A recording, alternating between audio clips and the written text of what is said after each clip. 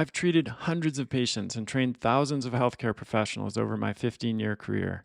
And one thing I've learned through that experience is that most people are really confused about supplements, or they lack a clear strategy or plan for how to use supplements to improve their health. That's why I created Adapt Naturals. It's a supplement line designed to add back in what the modern world has squeezed out and help you feel and perform your best. Our ancestors' diets were rich in the essential vitamins and minerals and phytonutrients we need for optimal function. But today, thanks to declining soil quality, a growing toxic burden, and other challenges in the modern world, most of us are not getting enough of these critical nutrients. I formulated Adapt Naturals using the principles of evolutionary biology and modern research to fill the nutrient gaps that we face today and replicate the nutrient intakes found in an optimal ancestral diet. Our flagship offering is called the Core Plus Bundle, a daily stack of 5 products that gives you everything you need each day, from essential vitamins and minerals like B12, folate, magnesium, and vitamin D, to phytonutrients like bioflavonoids, carotenoids, and beta-glucans. You can also order the products in the bundle separately if that works better for your needs. The Adapt Naturals products are made from the highest quality, food-based, or bioidentical ingredients. From cellular and immune health to brain and nervous system support to blood sugar and heart health, we've got you covered. Your supplement cupboard is about to get a lot smaller. We also created an app called Core Reset to help you get your nutrition, sleep, movement, and stress management dialed in. Because no matter how good our supplements are, and they are really good, you can't supplement yourself out of a bad diet and lifestyle. The best part is that you get this app at no additional cost when you order the Core Plus bundle. Head over to adaptnaturals.com, that's ADAPT naturals.com, to learn more and start feeling and performing your best. I'll admit that I'm a little jaded when it comes to holidays and gifts. I've always viewed the holidays as primarily a time to connect and spend time with loved ones and reflect on everything I'm grateful for and appreciative of. But it seems to me that, at least in rich industrialized countries like the US, the holiday season has transformed into an orgy of consumerism, and this can make it difficult to stay connected to the true spirit of the holidays. One way I've addressed this in my life is to focus on giving gifts that I feel will truly make a difference in the recipient's life. I try to choose gifts that uplift, inspire, empower, educate, and generally help people to feel and perform their best. With that in mind, I'm excited to share our first annual holiday gift guide. I've curated a selection of my favorite products from trusted partners. These are the products and services that have made a big impact on my own life and my patients' lives. I can recommend them with confidence because I've experienced their benefits firsthand. I've personally approved every gift in the guide. They've made it through my rigorous selection criteria, which include quality, efficacy, purity, brand values, and supporting research. These are the gifts that keep giving over and over. I hope you enjoy giving them as much as I've enjoyed sharing them with you in the guide. Just go to kresser.co/gift to check it out. That's kresser.co/GIFT. Hey everybody, Chris Kresser here. Welcome to another episode of Revolution Health Radio. 6 in 10 Americans suffer from a chronic disease, and 4 in 10 Americans suffer from multiple chronic diseases. And these numbers are fairly similar in other industrialized countries around the world, but they don't reflect the growing percentage of Americans who suffer from complex chronic illness. These are conditions like Lyme disease, autoimmunity, chronic inflammatory response syndrome or mold illness, chronic fatigue syndrome, and fibromyalgia, long COVID more recently, and so many others. So I wanted to invite Dr. Sunjya Schweig on the show to discuss this topic with me. As you may know, I co-founded California Center for Functional Medicine with Dr. Schweig back in 2014, and we ran that clinic together for many years until I left to pursue other opportunities a couple of years ago. And Dr. Schweig has continued to run and grow CCFM. It's one of the largest functional medicine clinics on the West Coast, and he has a wealth of experience in treating complex chronic illness, in particular Lyme disease. It's an area that he specialized in for many years. As you'll learn on the show, his wife suffered from Lyme disease, was diagnosed with it shortly after Sunjya finished his residency in Santa Rosa. And so he has specialized in treating patients with Lyme for many years. And that's a prime example of a complex chronic illness that is not well served by the traditional medical system. So we talk about the shortcomings of the conventional approach to these kinds of conditions, why so many people who suffer from them feel invisible, both in terms of just these conditions are often under the surface and not visible to people in the outside world, and also the lab results often don't reflect what's really going on under the surface, and that can be incredibly frustrating and challenging for people that are dealing with them. We talk about how the functional medicine model differs when it comes to looking at these conditions from a more systems based, interconnected perspective. The innovations that Dr. Schweig and his team are making at CCFM on everywhere from a collaborative practice model to being able to, first of all, collect meaningful data using wearables and other trackers, and then visualizing that data for actionable insights. Some of the things that his nonprofit that's dedicated to exploring all of these topics is working on, and just a, really, for me, fascinating discussion on how we can improve patient care for people that are suffering with these kinds of problems, which is a lot of people now, as the statistics I shared at the beginning of this show suggested. So I really enjoyed this conversation. I think you will too. Let's dive in. Dr. Sunjya Schweig, pleasure to have you on the show and to connect with you again. It's been a while. Yeah, thanks, Chris. Great to be here. Great to speak with you again. So I'm excited to talk about complex chronic illness. That's not something most people are excited to talk about, but you and I like to talk about this because it's a big problem. And even in the course of my career, I've seen an uptick in the number of people that show up in the clinic with not just chronic illness, which we know is very prevalent. 6 in 10 Americans have a chronic disease, 4 in 10 have multiple chronic diseases. But the number of people showing up with very complex, sometimes mysterious and difficult to treat chronic illnesses seems, at least anecdotally and empirically to me, to be on the rise. And I think that's been your experience as well. I definitely agree with that. We're seeing bigger numbers of people. We're seeing broader swaths of different populations. We're seeing more intensity and level of chronic illness, right? The complexity seems to build. And, our practice does see a lot of folks with complex chronic illness, but it does seem like, yeah, that load is just becoming more and more of a burden on the individual, on homes, communities, society. There was an amazing quote. I don't know if you know the book by Megan O'Rourke, The Invisible Kingdom. But she said, just framing it, to become chronically ill is not only to have a disease that you have to manage, but to have a new story about yourself, a story that many people refuse to hear because it's deeply unsatisfying, full of fits and starts, anger, resentment, chasms of unruly need, right? And so there's that juxtaposition of these people suffering, but then there's such our society, not just in the medical system, but your huge problems there with how it meets people, but just our society at large is not really set up for this. It's not really set up for hardship and grief and complexity and struggle. And we have a very sort of achievement, win, be the smartest, be the best, be the richest, win the Super Bowl, win the, the World Series. It's a very like achievement oriented society. And so the place for these people and as they try to navigate through a variety of societal systems, it's super hard, super difficult on so many fronts.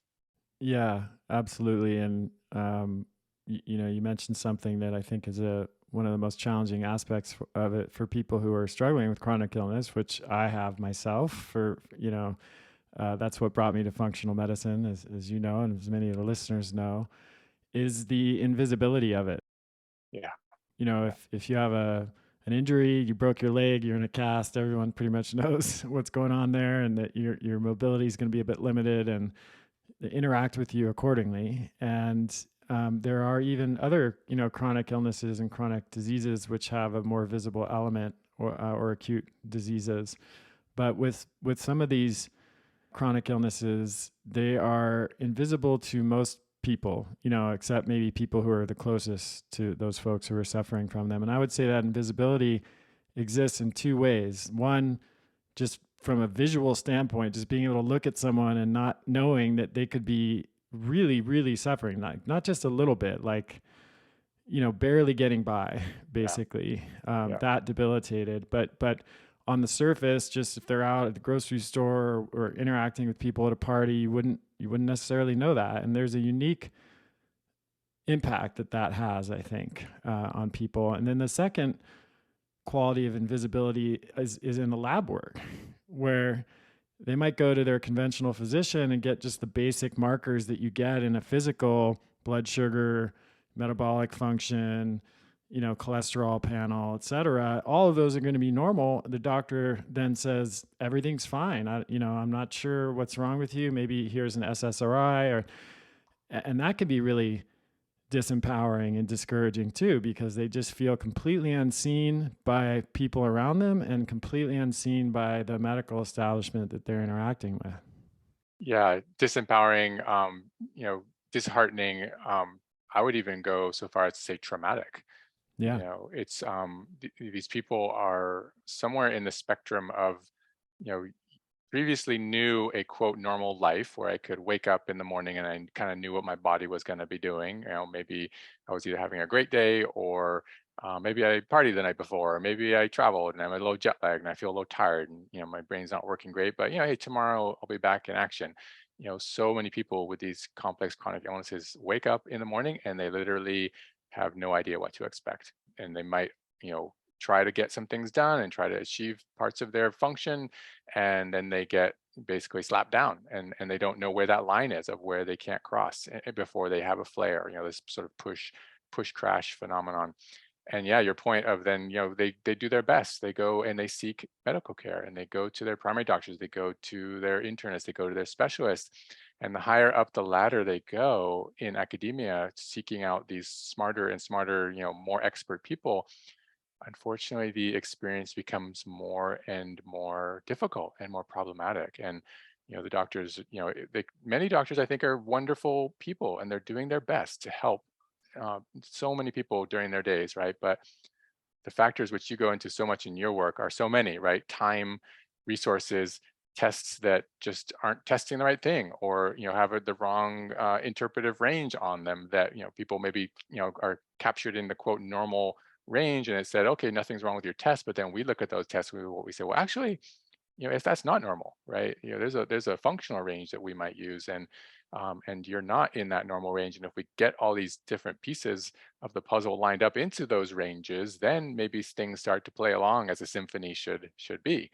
And so, but yeah, the trauma of that experience and the trauma of people seeking the care, going to these doctors, and hoping, and just getting let down, and not getting answers and not getting better. And I know this is something which personally, and I know personally.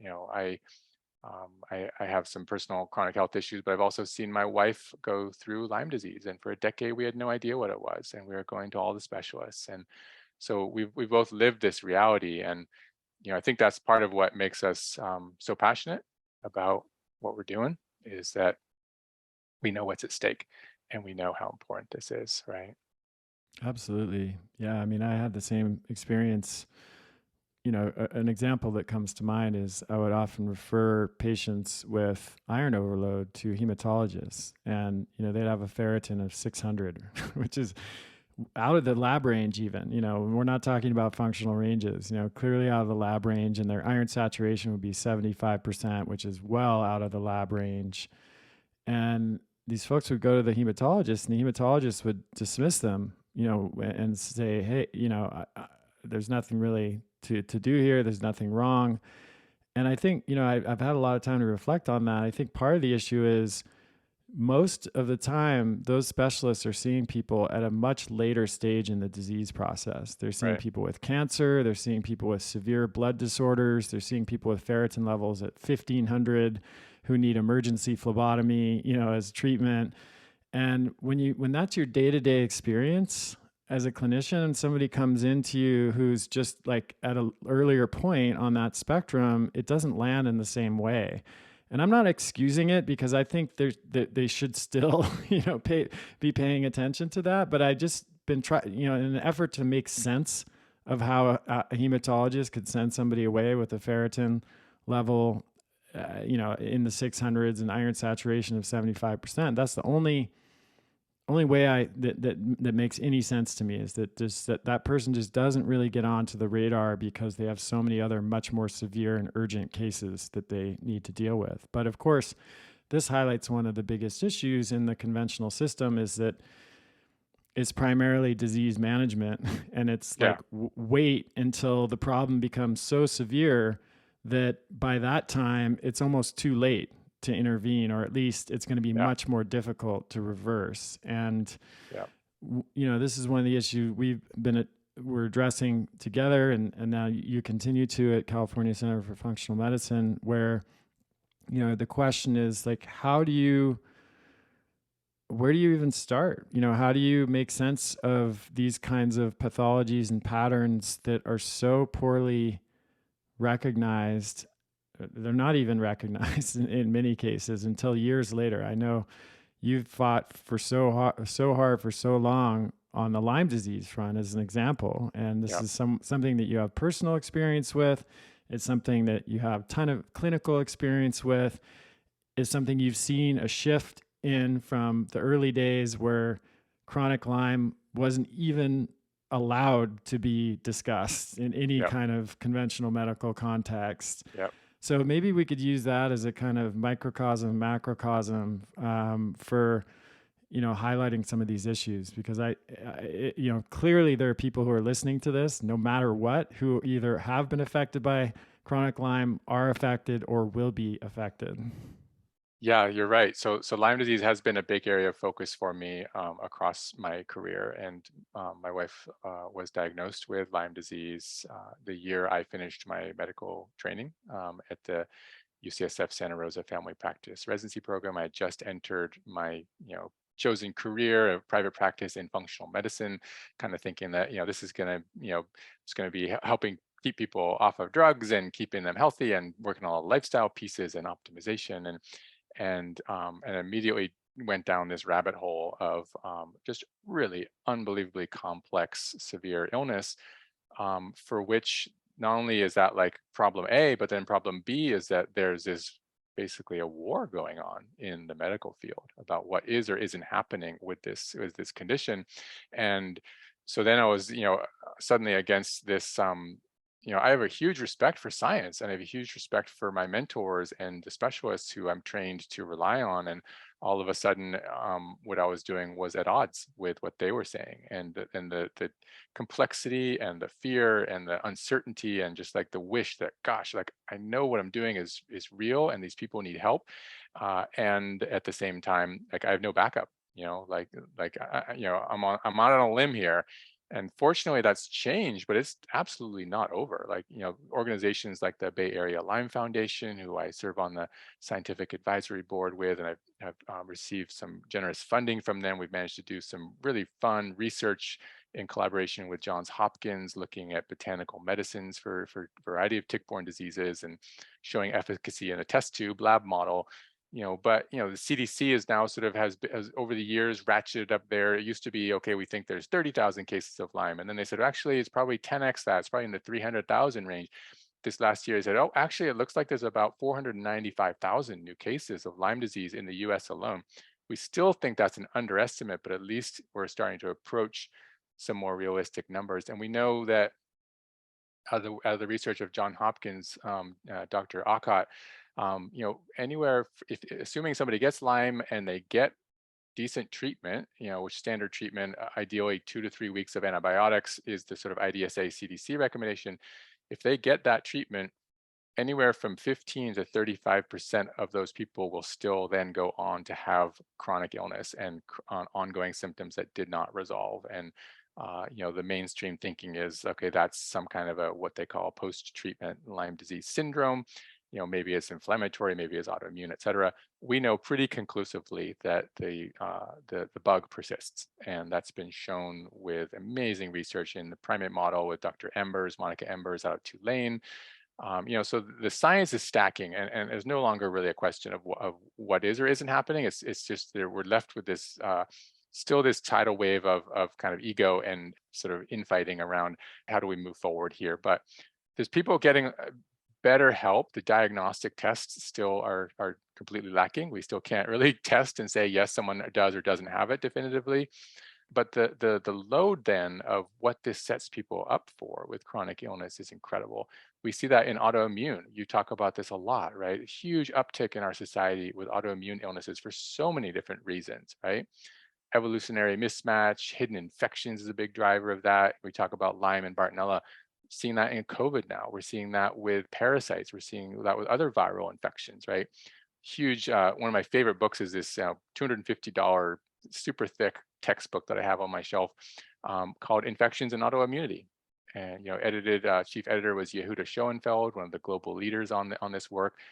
But we talk about gut and microbiome imbalances, toxin exposure, inflammatory drivers of a variety of different immune system dysregulation, processes going sideways.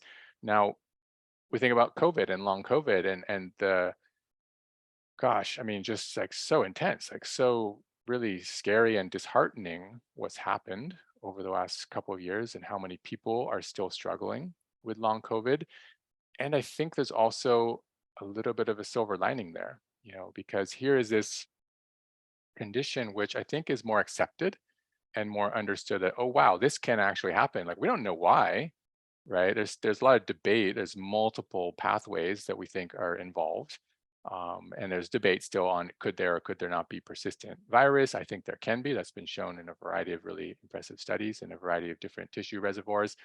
But certainly autoimmune, microclots, mitochondrial dysregulation, central nervous system dysregulation, gut dysregulation. I mean, all these factors that we think about in functional medicine. And the upside to it is that it's bringing new people to the table. It's bringing people to the table who say, "Gosh, this does. I don't understand it.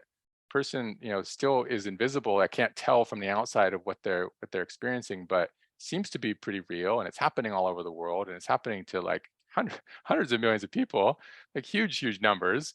And so there's like this a little bit of rekindling of some curiosity and some scientific push, which I think in turn is going to transform the experience of other folks with ME/CFS, with Lyme disease, with autoimmune. I think we're going to get some really interesting answers out of it. So there's a little bit of a silver lining there of some movement happening on the global scale, which I'm sure you're seeing too. Yeah, and I mean it's been well established within the context of other viral illnesses that they're triggers for autoimmune disease and a lot of other pathologies. So it was not as big of a leap, perhaps, for scientists, even in mainstream medical establishment, to see that yes, well, SARS coronavirus 2 is prevalent virus that's affecting huge percentage of the population, so it shouldn't really actually be a surprise given what we know about other viruses, that it's triggering ongoing symptoms, particularly immunological symptoms. So I'm with you. I think that was easier to accept. There were fewer sort of leaps of understanding or faith that people had to take to get there. What's difficult to piece out now is the research on prevalence and incidence and how to actually do that properly, and it's Yes, really tricky. agree. I mean, Agree. but yeah, I mean, I think Lyme and autoimmunity and long COVID, all of these things highlight the themes that we were talking about earlier, which the invisibility aspect. Yeah. I mean, just with Lyme, just starting with the nature of those infections, they are known as stealth infections, right? Stealth pathogens. And they're known that way because of their ability to evade the immune system. Yeah, not even their ability, but that's like their central, like Their that's their central deal. That's their characteristic. deal, right? Like That's what makes them who they are, right? yeah, They can switch forms, switch right? I mean, forms, it's move amazing. around, and like it's incredible. So a lot of our tests that we're looking, almost all of our tests that we're, standard tests are blood tests, right? And so we're basically like pulling a sample from that one compartment, and then we're running it through a machine to say, okay, yes or no. You know, Ideally, the question would be yes or no, is this bug there? But really, the only question we can ask reliably is, has your immune system seen this bug as a Yeah. problem? So it's an indirect test, right? But the Lyme bacteria is just classically known to very, very quickly get out of the blood compartment and hide out in tissues and areas of the body that are very poorly surveilled from an immune system point of view. And it just kind of acts like it's not there. And so the immune system can't figure it out. And it goes into this sort of hyper inflammatory, chronic low grade inflammation state that doesn't show up on tests. And then the bug doesn't show up on the tests either, right? And so just really a master of deception. When I give talks on this, I will sometimes present this tree of life with, at the upper outer leaves and branches of this 4.8 billion year evolution are primates and humans. And literally down at the very base of that tree are the ancestors of today's spirochete bacteria. So they like literally have been around forever. Like they've just completely been watching us evolve. And so their capacity to evade our immune system, hide out, persist, like you said, these persistent pathogens, is really actually pretty beautiful. Like it's pretty amazing, right? When you can kind of get past like how much of a crap show it is, like, it's pretty Absolutely. incredible what they can do, right? Yeah, I mean, I've had Lyme disease myself, as you know, and Yeah, I'm fascinated by it. And I don't say I say this with complete sensitivity to how devastating it can be for yeah, people and even fatal. So I'm not making light in any way, but I think it is actually important to have an appreciation for just how sophisticated these yeah, organisms are and just how much experience they have at evading mammalian immune systems. I mean, and yes, not only their longevity and how long they've been on the planet, but of course, as microorganisms, the evolutionary life cycle is so much shorter, so they can adapt and learn so quickly. And it's if you read any kind of these books which explain the mechanisms that these organisms employ, it's you can't come away from that without like a deep respect and appreciation for what we're up against, really. Like yeah, it's lucky that they need to keep us alive, in right, order to propagate, because right, if not, we would really have no defense against it, or we don't have the level of defense that we need. So that it strikes me as, the first level that the invisibility starts here is even before we get to labs or our cultural attitudes about it or medical attitudes about it. It's just the very nature of right. It's these rooted in the biology pathogens of the, is rooted in yep, their biology. And then from there, like you said, for so many years, if somebody had Lyme disease, took antibiotics, went back to the doctor 3 months later and said, look, I feel exhausted all the time. I've got sweat, I'm breaking out in sweats. My muscles are achy. I can't exercise anymore. joint The pain that's response, moving yeah, around, numbness and joint pains tingling that's moving moving around. I feel like I have the around flu all the time. all the time, but I never get sick. Yeah, yeah, The incredible. response was, as you pointed out, was, well, it's not Lyme disease anymore because you had it. We treated you. That's Right, over. The CDC right. says so. All of the guidelines say so. So here's We some already checked that off the box. here's some Right. ibuprofen, or whatever. And these people have suffered and are still suffering for decades, years, decades, as a result of that misunderstanding, and also, I think, a little. I mean, I'm going to say it, like hubris, and there's a lack of humility in these cases where we're so sure that we have the answers, we're unwilling to get curious and say, like, if you're in that position, you keep seeing people come in. Of course, the better clinicians did evolve their understanding and start asking questions over time, but those who were perhaps just following the CDC guidelines and sticking to it, there were a lot of missed opportunities there to help people. Absolutely. Let's talk amino acids for a moment. On my recent episode, Why Amino Acids Are the Building Blocks of Life, I discuss why we need amino acids at all stages of life and how Keon aminos can help you live a long, active, healthy life. To truly understand just how vital amino acids are for health, think about your body and what it's made of. You've probably heard before that it's made up of mostly water.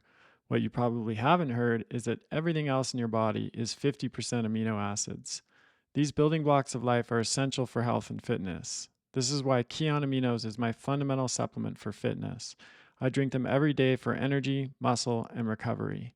Keon Aminos is backed by over 20 years of clinical research, has the highest quality ingredients, no fillers or junk, undergoes rigorous quality testing, and tastes amazing with all natural flavors. So, if you want to naturally boost energy, build lean muscle, and enhance athletic recovery, you need to get Keon Aminos. You can now save 20% on monthly deliveries and 10% on one-time purchases. Just go to getkion.com/Kresser. That's getkion.com/Kresser to get my fundamental supplement for fitness, Keon Aminos. Vitamin C is a critical nutrient for immune function and antioxidant protection. Yet most people don't get enough in their diet, and most vitamin C supplements contain synthetic forms, GMO, sugar, or allergens like soy or corn. This is why I recommend whole food forms of vitamin C, which contain the full spectrum of vitamin C activity without GMOs or other junk. And my favorite whole food vitamin C product is Essential C from Paleo Valley. It's made with 3 of the most potent vitamin C rich superfoods on the planet, one of which is 120 times more potent than an orange. Nothing synthetic, no weird questionable ingredients, just food. Right now, they're offering my community an exclusive 15% off discount. Just go to paleovalley.com/Chris and use the code Kresser15 to get 15% off. I'm a generous-minded and generous-hearted person, so I always think that people are generally doing their best, especially even when it comes to the doctors. But I have seen patients just really blown off and dismissed and been told, chronic Lyme doesn't exist, and there's, you never knew about a tick bite, so you couldn't have Lyme, or there's no Lyme in California, so flush that tick down the toilet, which is like total hogwash, right? So Yeah. 54 out of 56 of the counties in California have the Lyme carrying tick, and in 46 out of those counties, that tick has been shown to have the Lyme bacteria inside of it in California, right? So it's here, and it's all over the U.S. And I think that doctors need to be better informed, but they also, like, it's so complicated, but there needs to be like curiosity, and there needs to be tenacity, and there also needs to be more time. Like, these doctors are pushed up against the wall, they don't have time, they got to move people through super quick, and there's not a lot of respect for the biochemical individuality that we think about in functional medicine. And there's a lot of problems around algorithms, right? So we're sort of taught in Western medicine, it's very algorithmic. It's sort of, you know it's a set of variables, x plus y equals z, right? You look for signs and symptoms, which is x. You do some lab testing and corroborate the evidence there, which is y.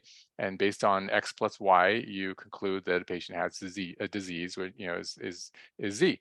And then basically that dictates what your treatment is. It's pretty cookie cutter. And the best minds will get curious and try to work through that. But for those who don't have the capacity, or they start getting defensive, or there's pride involved, or hubris, like you say, yeah, I think they shut down.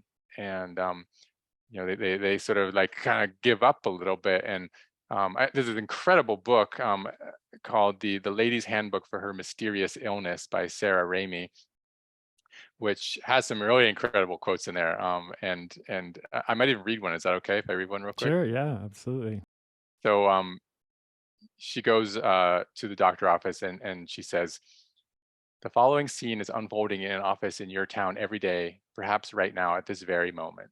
Jane Doe crosses her ankles in the waiting room, absently turning the pages of People magazine. She looks around, often now at the oversized clock, now at the receptionist, now at the generic watercolors on the wall. Miss Doe," a flat voice calls out. "Dr. Bowles will see you. Here is a GI doctor. Second door on the left." Jane takes a seat in the doctor's office, regarding the diplomas on the wall. On the desk stands a life-size replica of the human intestine tract.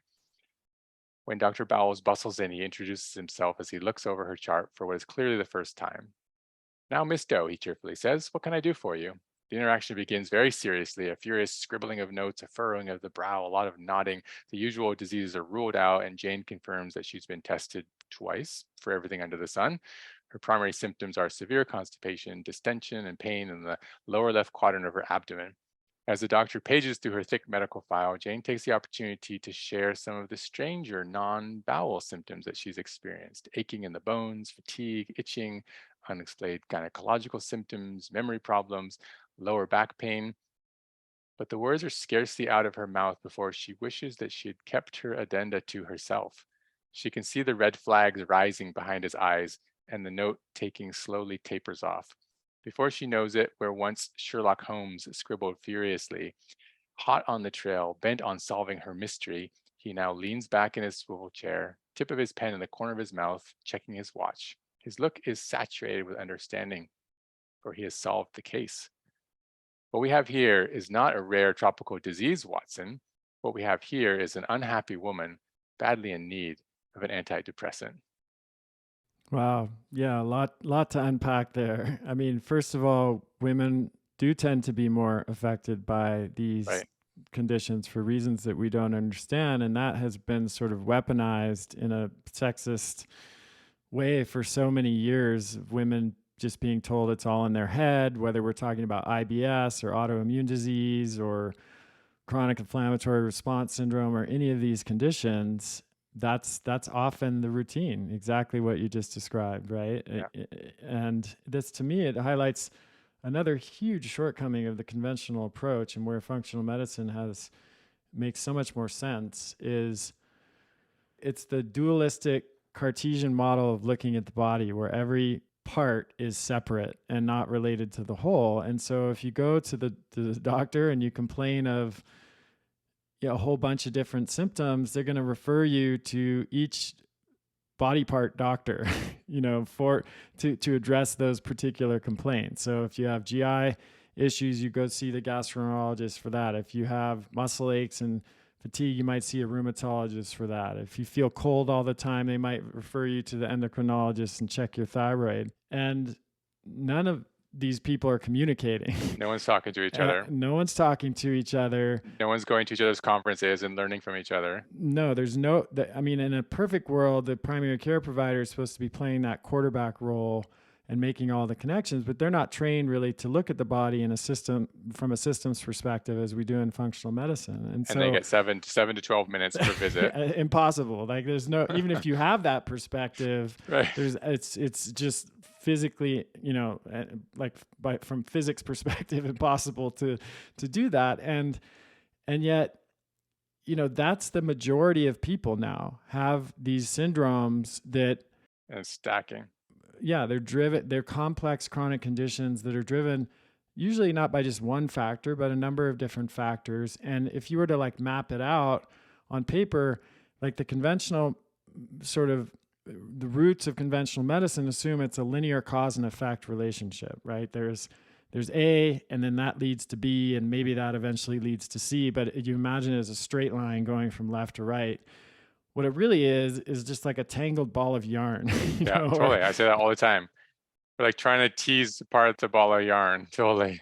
yeah. And so I think one of the biggest issues is that that's the reality we live with at this point, and arguably it was always the reality. I mean, the body is a complex ecosystem. It was never really amenable to being characterized by a linear cause and effect relationship. But I think these newer complex chronic illnesses are even more indicative of that. So, can you talk a little bit about that from from the perspective of how functional medicine differs and why it's a better model to address these current the challenges of our current moment? Yeah, and I think there's nuance within functional medicine too, right? You sent out an email, I think it was yesterday, talking about root cause versus pleiotropism, right? Which I thought was super on point and fascinating. And because even within functional medicine, so backing up, functional medicine, we always talk about looking for the root cause, looking for, what's the driver. We tend to take a lot more time with our patients. We tend to be a lot more curious. We respect the biochemical individuality of each person's body. We look at the placement of that body within their exposome, everything that they're being exposed to from the time they are in their mom's womb or even before, right? What made that sperm and that egg, all the way up through to the moment they die, right? And how do those things affect their health? And that all counts, right? And it's like you have this huge spider web, and if you pull over here, it's going to jiggle over here, or the ball of yarn, or the layers of the onion. We talk about these things, right? But we're always trying to do as deep of a dive as we can, and to look at all those factors and hold space for all those factors to be involved, meaning, okay, you might have some bugs, you might have some dysbiosis, you might have some gastrointestinal inflammation or imbalance or breakdown of barriers across the body, whether it's gut or lung or skin or brain. But then you're also drinking water that you're exposed to. You're breathing the air. You're eating the food. All those core inputs are what then speaks to our cells and our epigenetics and turns genetic switches on and off to either drive or retreat slash heal from disease, right? And then community and psychospiritual and all these different aspects that are critical for health, right? And so it's incredibly complex, and I would say also extremely gratifying to work in this field and to have this huge toolkit, which is just invisible to a lot of mainstream primary care specialist doctors. All of a sudden patients can come in and start to cautiously tell us about what they're experiencing, because they're worried that they're not going to, they're going to be met with some resistance, and instead we're right there with them, and we're saying, yep, that makes sense, okay, yep, I can see where that started to turn things sideways, and oh, but what about this, like it seems like you started having X, Y, and Z after that, and here's why that could happen. And the connections and this idea of this primary focus on lifestyle, which is what you speak about so eloquently all the time in your books, and it's such a great resource for everybody. But then also this patient and provider as collaborators, so it's not top down, right? It's not, I'm the doctor, you're the patient, I'm going to tell you what to do, and if you don't do it, I'm gonna kick you out of my practice. It's the opposite of that, right? It's like I'm constantly learning from our patients and understanding how things affect different people on an individual basis, and what their experience is. And we have 25 plus years doing this, and it's about curiosity, as I mentioned, and it's about tenacity, right? We don't give up, right? We basically are going to be digging, looking at all body systems, doing first round of testing. If that doesn't show anything, we have second, third, fourth, fifth, sixth rounds of testing. Tests are still imperfect. I always tell my patients that it's much more about what is your experience and what's happening to you and what's your response to any treatment, right? It's kind of like you're tapping on a beehive and then you're listening, like, what did I do and what's the outcome? And then from there we plot our path, right? And so one thing that we're doing at CCFM, as well as at our new 501c3, the Functional Medicine Research and Technology Center, is we're trying to build this new ecosystem, this new care ecosystem that is better equipped to deal with the data and deal with the experience of people struggling with complex chronic illnesses, and that can capture and bring visibility to that experience. And so part of that is just talk, right? Is just history and sort of what's happened to you and what's happening to you now. But a big part of that we're playing with is really being careful about capturing and mapping other data. So symptom tracking in a structured way, so that we can look at those trends and see patterns over time, generate insights, do some cross tabulation between, okay, here's where this treatment started and here's what happened to your symptom load, and then also wearable data. So looking at heart rate variability, looking at resting heart rate, looking at sleep metrics, and being able to again correlate that to the patient's experience, what their symptoms are, and then also their trajectory, right? And you know, I think there's a really amazing opportunity here to move healthcare in general, but specifically the work that we're doing with people with complex chronic illnesses, to move that into the future of medicine and to really start to harness that digital exhaust that we're all giving off. My mentor Daniel Kraft, I love following him on Twitter. He talks about that. We're just giving off this incredible load of data that we can and should, and we're working on it.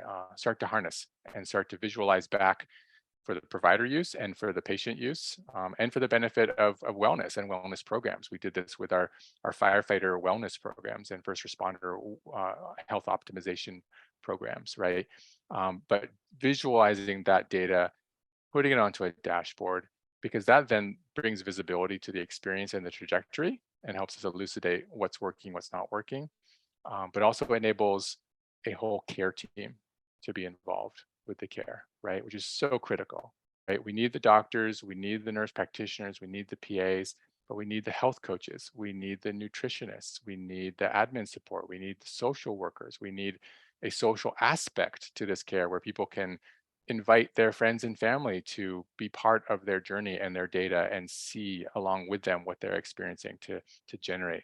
I could go on for this for a while, but I'll let you jump in and see if you have any thoughts or questions. Yeah, well, I mean, there's so many different. I'm sure anyone who's listening is tracking these differences. It's kind of night and day, really. So you have, first of all, a paradigm shift. That's perhaps the most important as a starting place is the different way that we look at things from a functional medicine perspective as a systems based approach. We look at the interconnectedness of the body. We look at and the mind. We look at all of those various parts that you referred to a different doctor to see about in the conventional system as connected, and we're able to make those connections.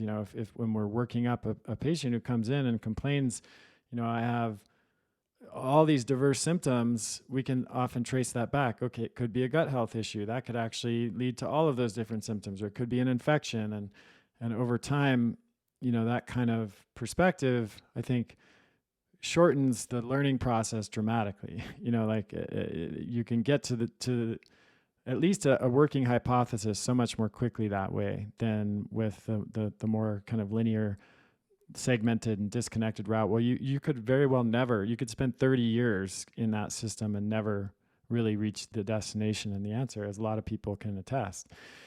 And then I would say that same kind of web of interconnectedness extends to how the clinical care happens, as you pointed out. It's not just a linear relationship between doctor and patient, and that's it.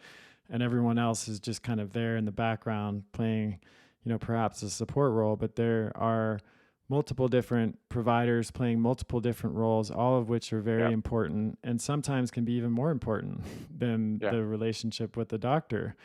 And that's really what it takes at this point, I think, and I know you agree. We set things up that way for a reason.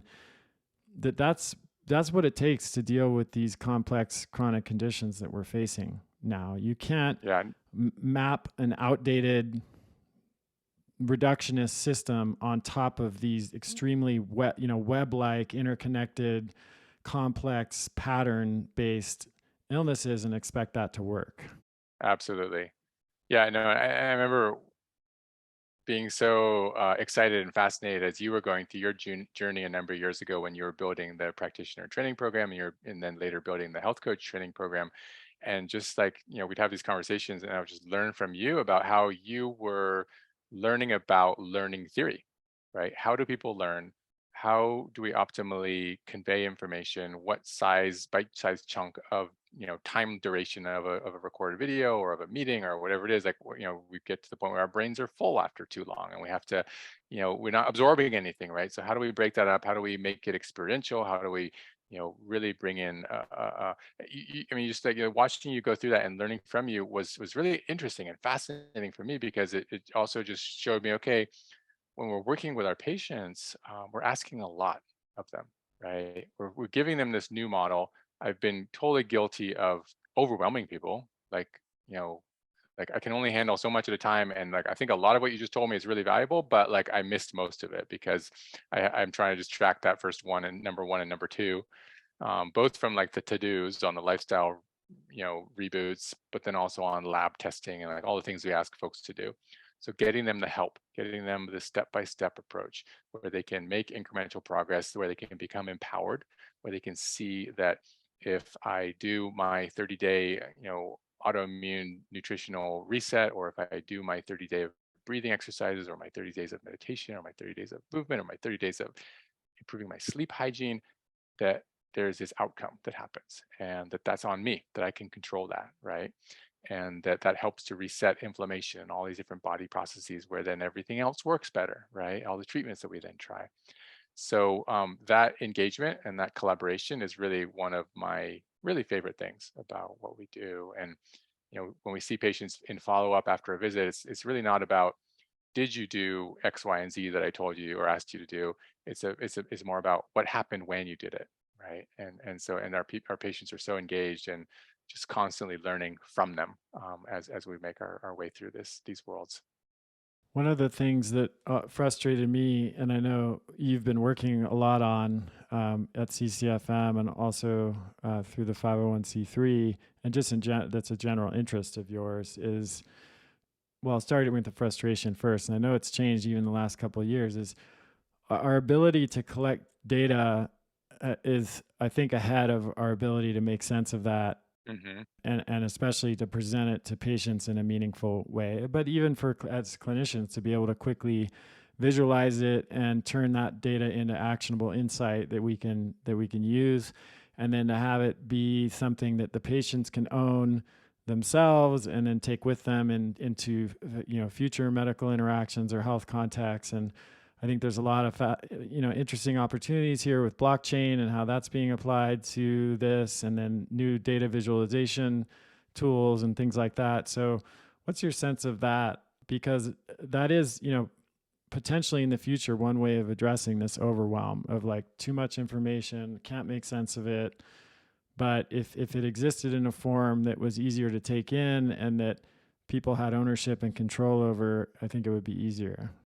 Yeah, and that is a thorny problem, and it's the problem of our time because again, we have the ability, like you said, to gather all this data, and the doctors don't have time to dig into it and to mine it for insights, and so we're working hard on that and trying to find ways to serve the patient. So it's got to be simple, and it's got to be actionable, and it's got to be like on point. It's the right piece of data at the right time, at the right level of simplicity or complexity that helps them achieve better outcomes.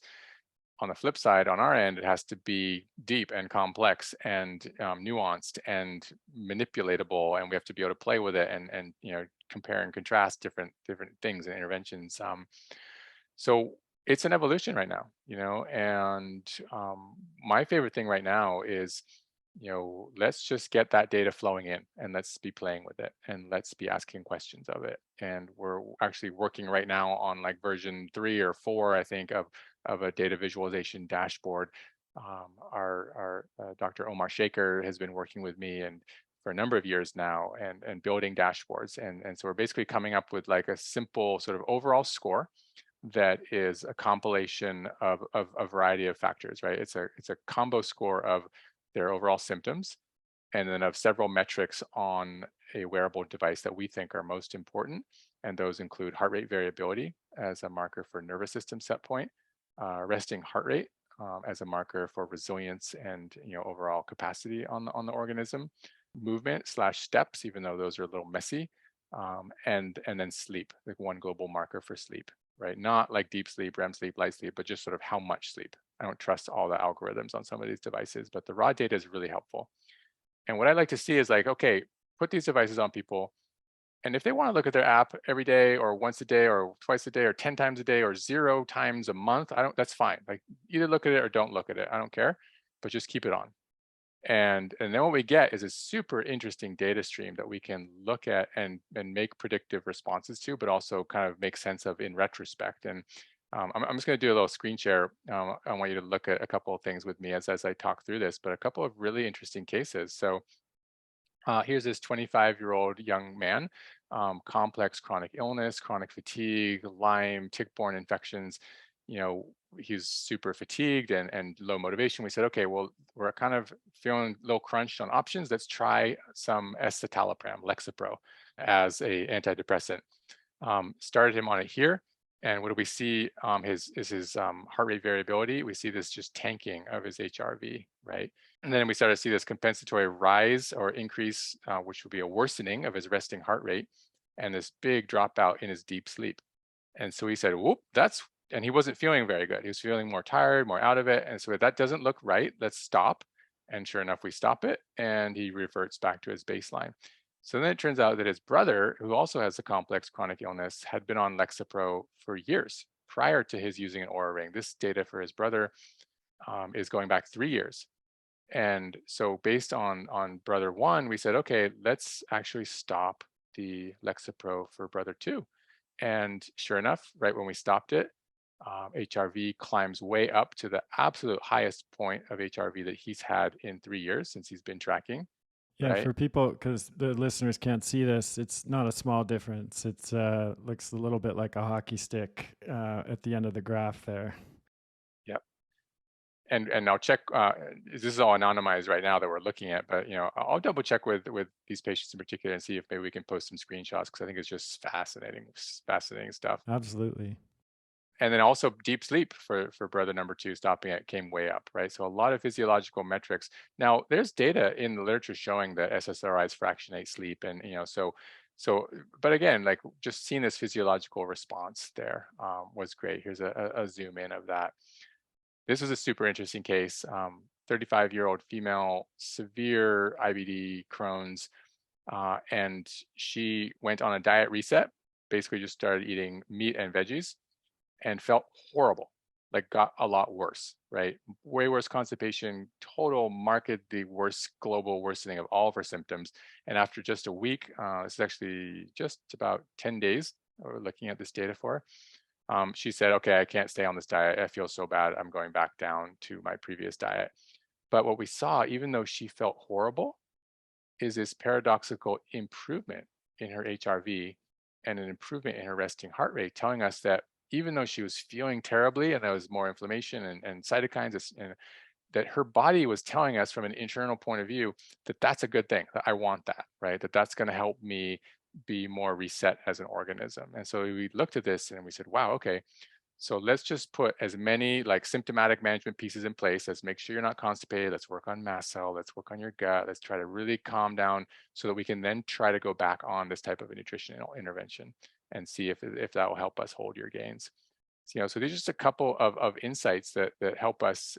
We were able to show when we worked with firefighters and first responders that just the first two pieces of our 6-month program, if you do a 30-day whole 30 paleo template reset and you get people moving, tripled their HRV as a cohort, right?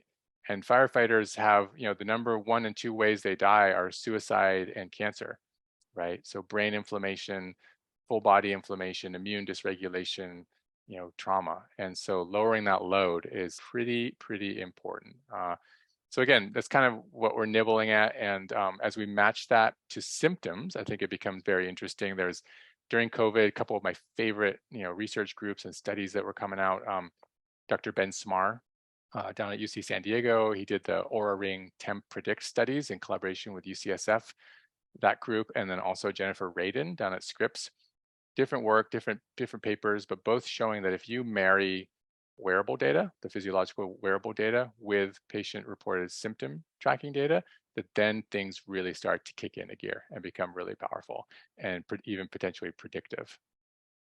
I love those examples because they're opposite in some ways. In the one case, the data confirmed the subjective experience of two people, the two brothers, and in the other case, it contradicted it. And that is a challenge with treating various complex chronic conditions, is as we both experience, is sometimes when you make a positive change, you can feel worse before you Right. feel better. And it's always been a very difficult situation because as a clinician or as a patient, it's hard to know whether the feeling worse is part of the road to feeling better, or it's just feeling worse, and Right. it's going to Exactly. continue Right. to feel, and we didn't really have any objective tools to help answer that question. I Right. mean, and They're invisible, right? You can't, these people have invisible illness and their trajectory is invisible. So yeah, just getting a little bit more, like pulling back the curtain a little bit and starting to see what's happening inside the body is incredibly valuable. yeah. Yeah.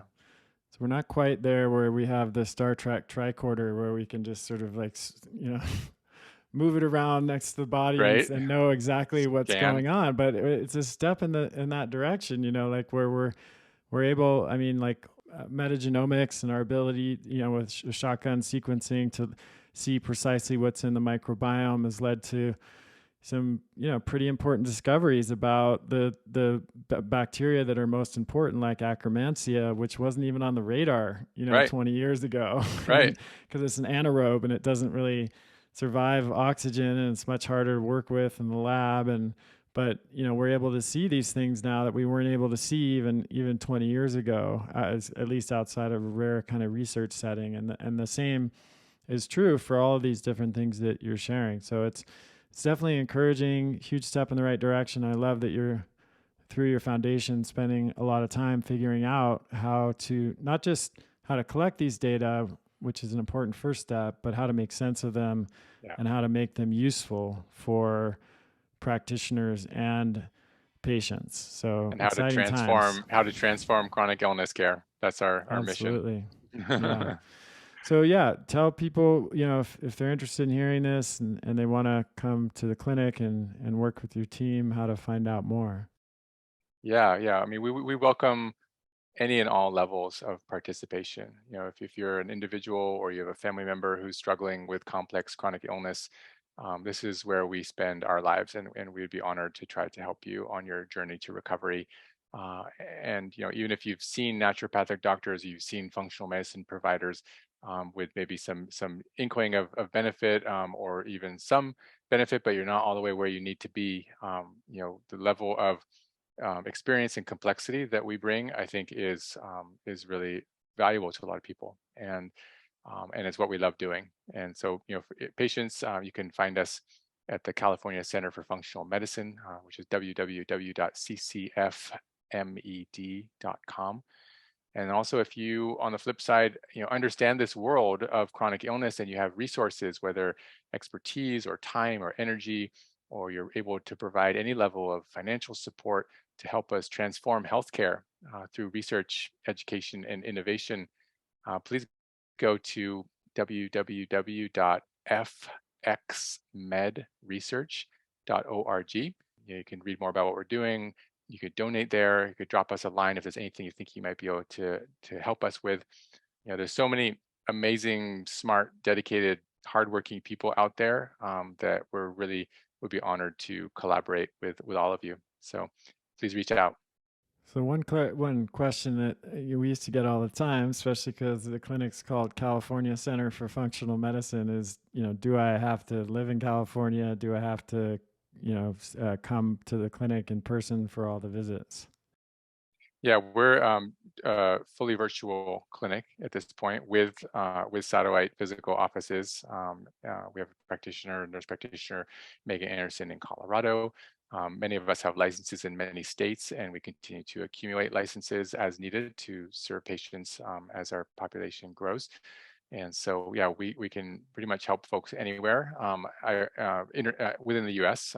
It's a little bit harder internationally with logistics, but and I do anticipate going back to a hybrid of in-person and virtual as we move through and hopefully continue to stabilize the COVID pandemic. Yeah, great. I wanted to highlight that because, Yeah, so thank you. many people have trouble finding someone in their local area and don't understand that actually this works pretty well virtually. We've been doing it for years. I mean, I started out back in 2010, even offering some portion of visits virtually. And so we've Yeah, collectively, Sunjya has been doing that for a long time. All the practitioners have been working in that model. You can order, it's easy for clinicians to order tests and send people to labs where they live, or a lot of the test absolutely. kits are drop shipped, directly to the patient, which makes no difference at all where you live in that scenario. So it's really easy to do this way, and it's been done this way for a long time. So Yeah, it's good this to is know. it's how we built the practice, and when we That's right. started in 2014, when we launched it together, it was built with this virtual backbone. So Absolutely. All right. Well, thank you, Sunjya. It's been a pleasure to connect with you, and I know this will be helpful to so many listeners. And thanks everybody for listening. Keep sending your questions to chriskresser.com/podcast question, and head over to ccfmed.com if you're interested in getting some help. I can't recommend Sunjya and his team more highly. It's, incredible clinic, and you'll be in great hands. So highly, highly recommend it. Thanks so much, Chris. It's been a pleasure to be here today. Pleasure's mine. All right, everybody. See you next time. That's the end of this episode of Revolution Health Radio. If you appreciate the show and want to help me create a healthier and happier world, please head over to iTunes and leave us a review. They really do make a difference. If you'd like to ask a question for me to answer on a future episode, you can do that at chriskresser.com/podcast question. You can also leave a suggestion for someone you'd like me to interview there. If you're on social media, you can follow me at twitter.com/chriskresser or facebook.com/chriskresserlac. I post a lot of articles and research that I do throughout the week there that never makes it to the blog or podcast, so it's a great way to stay abreast of the latest developments. Thanks so much for listening. Talk to you next time.